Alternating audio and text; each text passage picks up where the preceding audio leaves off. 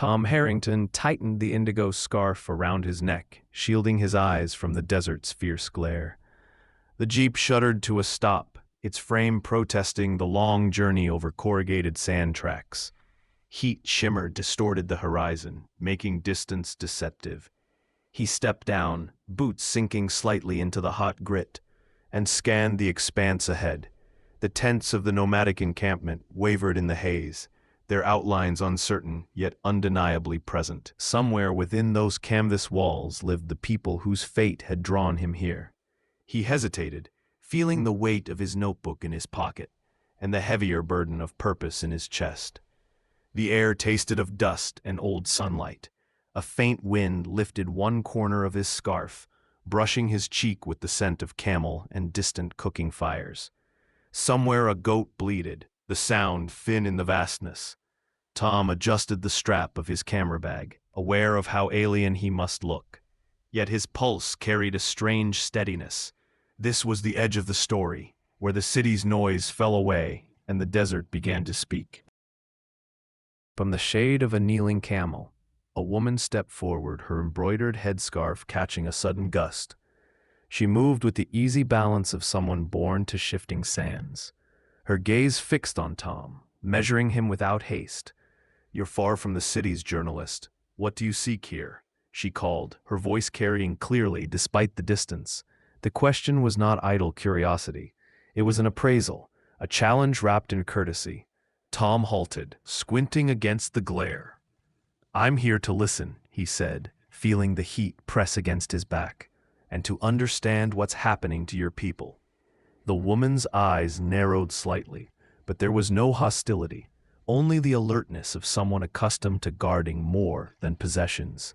"Then you will need more than ears. You will need truth, and the courage to carry it past those who would bury it." She turned slightly, gesturing toward the cluster of tents as a child's laughter floated on the wind. Idris al-Farouk emerged from between two tents, his goatskin turban casting a broad shadow across weathered eyes. He carried himself with the unhurried dignity of age and authority, his steps measured but firm. Without speaking, he motioned toward a circle of rugs laid upon the sand, their colors faded by sun and years. "Sit," he said at last, his voice deep and steady. "We must speak before the sun dips behind the dunes." The words held both welcome and urgency, as if the daylight itself were a resource too precious to waste.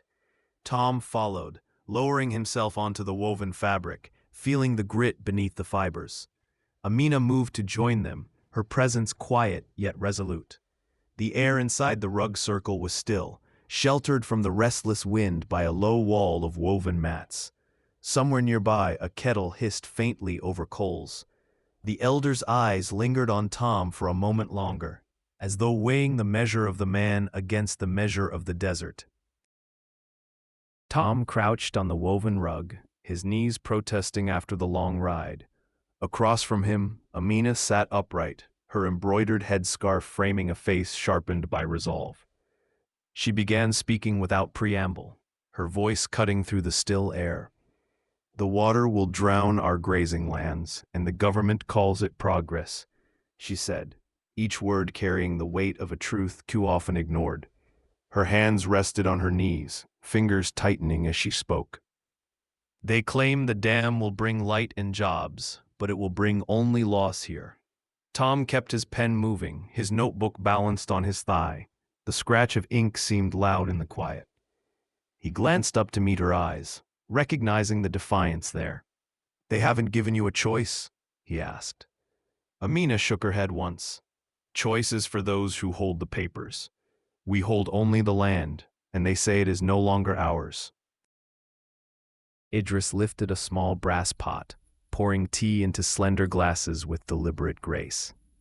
The liquid's amber surface rippled as he passed one to Tom, then to Amina.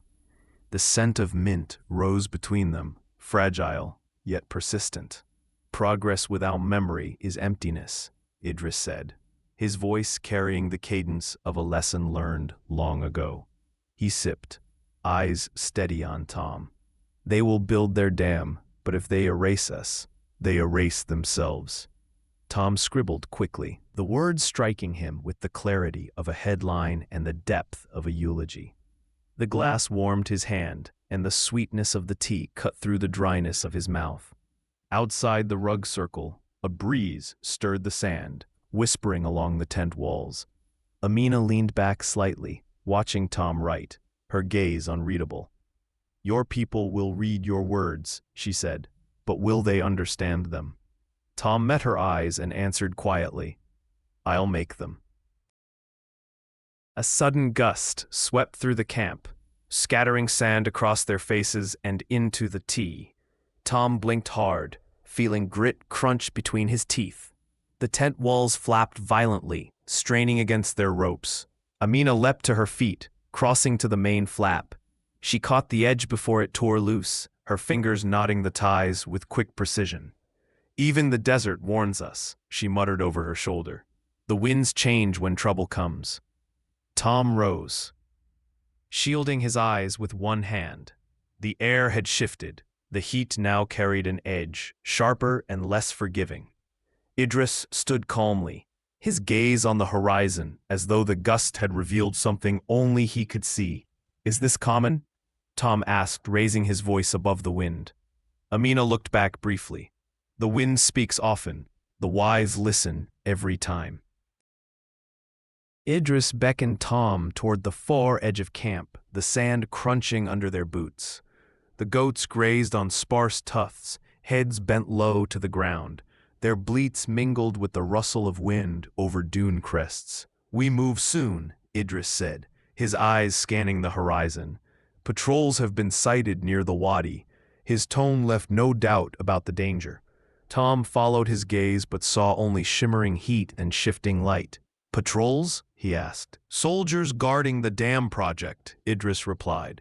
"They look for trespassers, and they see us as such."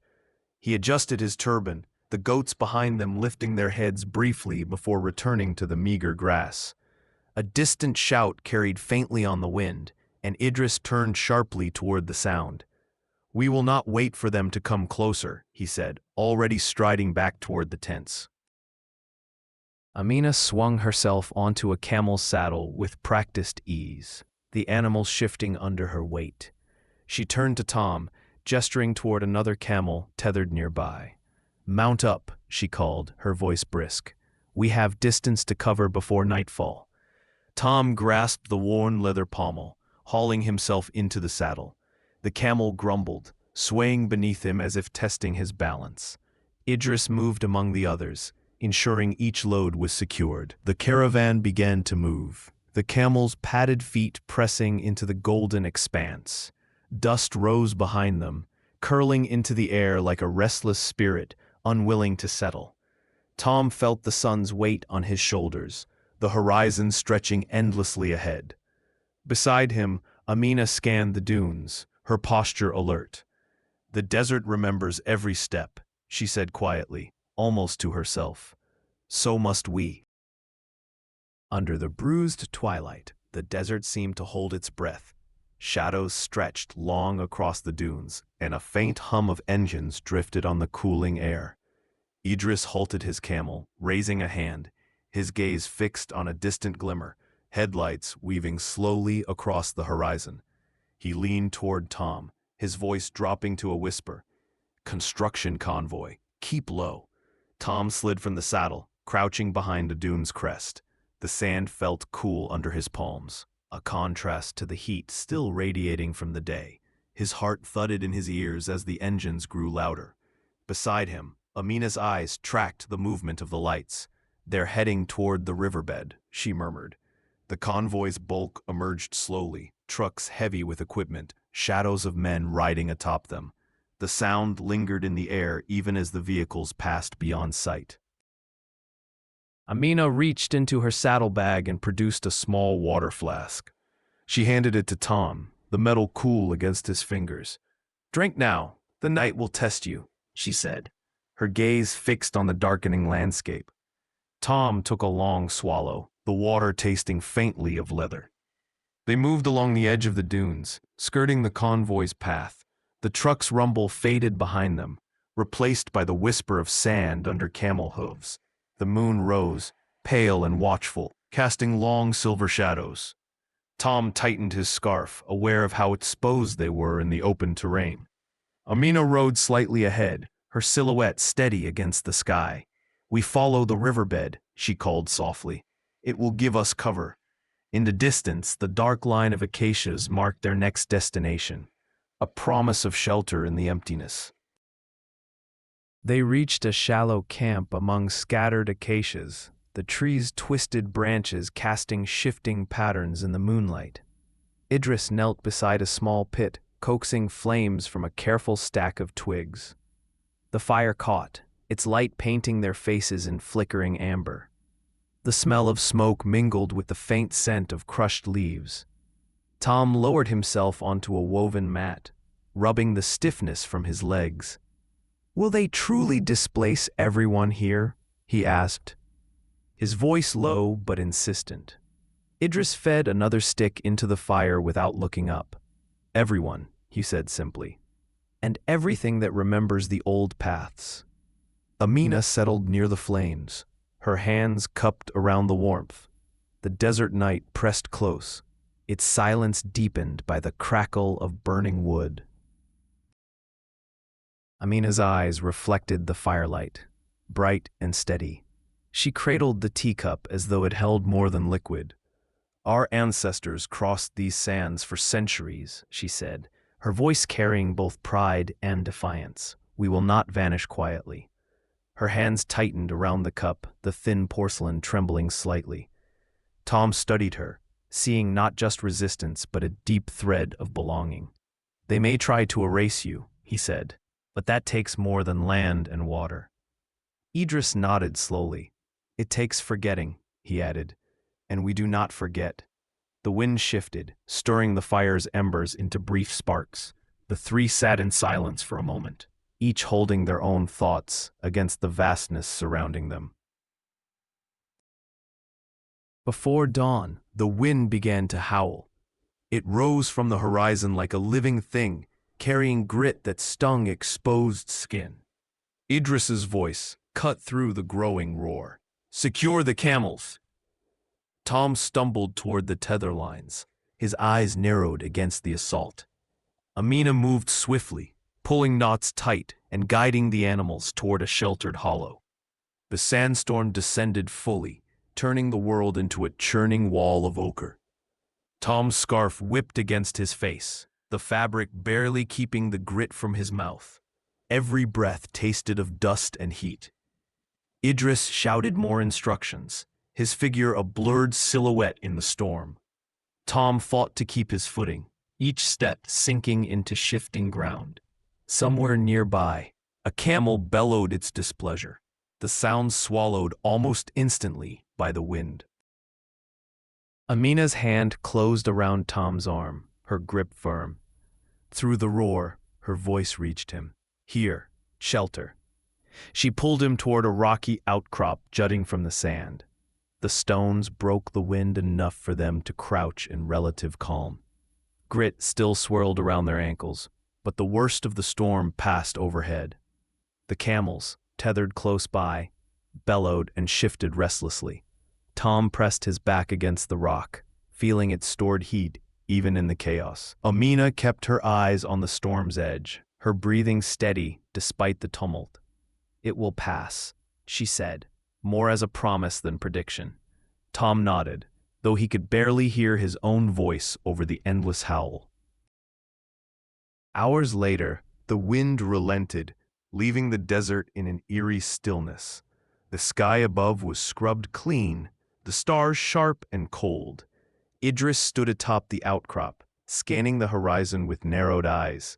"Patrols use weather as cover," he muttered. "They may be near." Tom climbed up beside him, his boots slipping slightly on the sand-slick rock. "Would they really travel in that storm?" he asked. "They would," Idris replied. "It hides their approach, and we are less likely to see them coming." His gaze shifted toward a low ridge in the distance. The air felt heavier now, as if the storm had carried not just sand, but unseen intentions. Tom's eyes caught a pattern in the sand, tire tracks cutting cleanly across the base of a dune. He pointed toward them. "There," he said. Amina's expression sharpened. "We follow. It leads to their staging site." She swung into her camel's saddle, urging the animal forward with a click of her tongue. Tom mounted quickly, the leather creaking under his weight. Idris brought his camel alongside, his eyes scanning for any movement ahead. The trio moved in single file, the tracks guiding them deeper into the dunes. The sun began its climb, casting long shadows that shifted with the sand. Each step of the camels pressed a new mark into the ancient surface, layering their path over the fresh scars of machines. They crested a high ridge, and the view struck Tom like a physical blow. Below, floodlights bathed massive machinery in harsh white light. The rumble of generators carried upward, vibrating through the sand. Idris's voice was low but certain. "This is where truth hides beneath steel and dust." His gaze swept the site, noting the restless movement of workers and the guarded perimeter. Tom's pulse surged. He adjusted the strap of his camera, fingers brushing the familiar weight. "We need to get closer," he said. Amina's eyes narrowed as she studied the layout. "Closer means danger," she replied. "But without it, we have only words, and words can be denied." The glow of the site seemed almost unnatural against the surrounding darkness, a wound of light in the desert's skin. Amina slid down the slope with practiced care, her movements silent on the soft sand. She raised a hand for quiet, her eyes fixed on the fence ahead. Tom followed, each step a slow press into the ground to muffle sound. The faint crunch still reached his ears, loud in the tense stillness. Idris brought up the rear, his posture low but steady. The perimeter fence loomed taller the closer they came, its mesh reflecting the floodlights in cold flashes. Beyond it, silhouettes of machinery shifted, casting distorted shadows. A guard's voice drifted faintly, speaking to another out of sight. Amina froze, signaling them to wait. The moment stretched, the air thick with the risk of discovery. Tom raised his camera, the lens catching the glow from the floodlights. He framed the shot carefully, capturing workers unloading heavy pipes from a flatbed truck. The clank of metal echoed faintly in the night air. Amina leaned close, her breath warm against his ear. "These will speak louder than our voices to your readers," she whispered. Her tone carried both urgency and trust. He clicked through a series of shots, adjusting focus to capture faces, logos, and the sheer scale of the operation. Each image felt like a stolen truth. Idris kept watch, his gaze sweeping the perimeter for movement. The night smelled of diesel and dust, a harsh reminder of the forces pressing against this land. A sudden shout split the air from a guard post. A beam of light swept across the sand, catching movement. "Run!" Idris barked, his voice sharp with command. They bolted into the darkness, boots pounding over uneven ground. Tom clutched the camera to his chest, its weight now a fragile pargo. Amina's scarf streamed behind her as she kept pace, her breaths quick but steady. The shouts grew louder, joined by the metallic rattle of boots on gravel. A single shot cracked in the distance, the sound ricocheting off the dunes. They didn't look back, the rhythm of their flight set by fear and necessity. They collapsed behind the shelter of a dune, lungs burning, hearts hammering. Tom pressed a hand to his chest, feeling the camera strap dig into his shoulder. "We need more evidence, something undeniable," he gasped between breaths. Amina nodded, her expression grim. "Pictures can be dismissed as tricks," she said. "But documents, those they cannot twist so easily." Idris crouched beside them, his breathing controlled despite the sprint. "The site holds many papers. Some may be guarded less than the machines," he said. The wind hissed over the dune's crest, as if urging them to decide before it shifted again. Idris pointed toward a cluster of tents near the machinery's edge. "Blueprints," he said, "proof of their intent to flood the valley." Tom's eyes lit with resolve. If we have those, they'll have no place to hide. Amina scanned the open ground between them and the tents. We'll need to move fast and stay low, she said. The floodlights swept methodically, their arcs predictable but relentless. Tom studied their rhythm, already plotting the path. Idris adjusted his turban, his eyes narrowing in determination. The air between them hummed with the shared understanding of the risk ahead. They slipped back toward the site under the cover of deep shadow. Amina took position at a vantage point, her eyes never leaving the guards' movements. Tom ducked into the tent, the smell of paper and dust surrounding him. He rifled quickly through stacks of rolled blueprints and clipped reports. Each discovery was photographed, his fingers moving with urgent precision. Outside, the faint crunch of Idris's boots signaled his steady patrol. The night felt tighter here, the silence brittle. Tom's camera clicked again and again, each flash of movement carrying the risk of exposure. Amina's low whistle cut through the stillness, a warning. Tom slipped the last document back into place, heart thudding. A distant engine roared to life, its growl rising in pitch. Idris appeared at the tent's entrance, signaling with a sharp gesture. They sprinted toward the camels, sand spraying from each stride. The floodlights swung wider, chasing shadows across the ground. Tom's breath came in short bursts, his legs burning. Amina reached her camel first, vaulting into the saddle. She pulled the reins sharply, steering the animal toward the darker dunes. Tom and Idris followed, the pounding of hooves blending with the thrum of engines behind them. The desert opened before them, vast and indifferent, swallowing their flight into its shifting folds. By dawn, they reached the tribe's main camp. The first light painted the tents in muted gold, the air cool with night's remnants. Amina dismounted, her face marked by fatigue but lifted by purpose.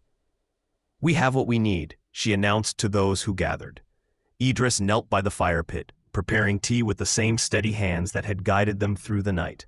Tom lowered himself onto a mat, feeling the ache in every muscle. The camp stirred slowly, voices murmuring in the soft light. The scent of boiling mint rose, a reminder of small continuities amid upheaval. Tom unfolded his laptop, connecting it to the satellite link with careful fingers. The signal flickered, then held. He began uploading the images, each file a silent witness. "This will reach the world before they can silence it," he told Amina, his voice certain. She watched the progress bar climb, her smile carrying both relief and defiance. "Then they will know we are not invisible," she said. The rising sun warmed their backs. The camp around them, alive with quiet industry. Idris poured tea into waiting glasses, his movements unhurried, as though time itself bent to such moments. News traveled swiftly, carried by both signal and word of mouth. Groups gathered near the central tent, their conversations low but urgent. Idris stood apart, watching the people with a calm that belied the tension in the air. Murmured prayers rose and fell, mingling with the whisper of wind along the dunes. Tom felt the weight of their trust settle more heavily on his shoulders. He knew the images were only the beginning. The fight lay ahead. Amina joined him, her gaze following the shifting clusters of people. "They see hope in you," she said. "Do not let it fade." The sun rose higher, spilling gold over the endless dunes. Tom Harrington stood beside Amina Saleh and Idris Al-Farouk, the three of them facing the horizon. "Your story will endure. No dam can drown your spirit," Tom vowed aloud, his voice clear in the morning air. Amina's smile held quiet strength, Idris's nod carrying the weight of generations. The wind lifted their scarves, carrying the words outward into the vastness. Somewhere beyond sight, the river still flowed, and the desert kept its memory. In that moment, Tom knew the story was no longer his alone. It belonged to the land and its people.